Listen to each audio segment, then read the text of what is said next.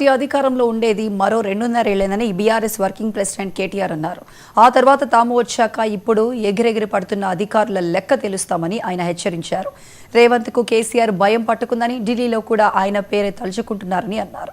తాము చేసిన మంచి పనులు చెప్పుకోలేకపోయామని, అందుకే ఓడిపోయామని వ్యాఖ్యానించారు. కేసీఆర్ను మళ్లీ సీఎంను చేసేందుకు అందరూ కలిసికట్టుగా కృషి చేయాలని పిలుపునిచ్చారు. అసలు మాకే పరిశాన్ ఉంది.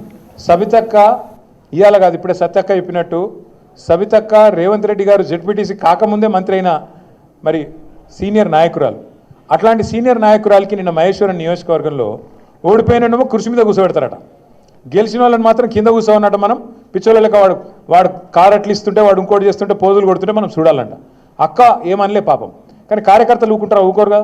అరే మా మేడంకి అవమానం జరుగుతుందని లొల్లి పెడితే ఇలా హోంమంత్రిగా పనిచేసిన అక్క మీదకి గింతంత పోలీసు వాళ్ళు ఎగిరిపోయి రెచ్చిపోయి మాట్లాడుతూ ఉన్నాడు. నేను ఇలా పరిగి మాత్రమే కాదు, రాష్ట్ర వ్యాప్తంగా ఉండే కలెక్టర్లు, ఐఏఎస్ ఐపీఎస్ అధికారులకు నేను ఒక్కటే గుర్తు చేస్తున్నా, గుర్తు పెట్టుకోమని చెప్తా ఉన్నా. ఇలా మీరు పచ్చి అబద్ధాలు ఆడుతూ ఉన్నారు ఐఏఎస్ అధికారులు కూడా. మొన్న ఇక్కడ చూసిన నేను ఖైరతాబాద్లో ఒక ఐఏఎస్ అధికారి, ఒక ఐపీఎస్ అధికారి ఇద్దరు చిలక పలుకులు వలుపుతున్నారు. ఏమని? 10 ఏళ్లలో ఒక్క రేషన్ కార్డు ఇవ్వలే. కాంగ్రెస్ వాళ్ళు మాట్లాడినట్టు మాట్లాడుతున్నారు. నేను వాళ్ళందరికీ ఒకటే చెప్తా ఉన్నా, ఎక్కువ టైం లేదు, 2-2.5 ఏళ్లలో మళ్ళీ మేమే వస్తున్నాం. ఎవరైతే ఎగిరెగిరి పడుతుండ్రో, ఎవరైతే అతి చేస్తుండ్రో, ఎవరైతే రేవంత్ రెడ్డి కంటే ఎక్స్ట్రాలు చేస్తున్నారో వాళ్ళందరికీ నేను ఒకటే మాట చెప్తున్నా. నేను ఇదివరకు కూడా చెప్పినా, మళ్ళీ కూడా చెప్తున్నా, బరాబర్ ప్రతి పేరు రాసి పెట్టుకుంటాం, ప్రతి ఒక్కరి మాటలు యాది పెట్టుకుంటాం. ఇదివరకు లెక్క మాత్రం ఈసారి ఉండదు.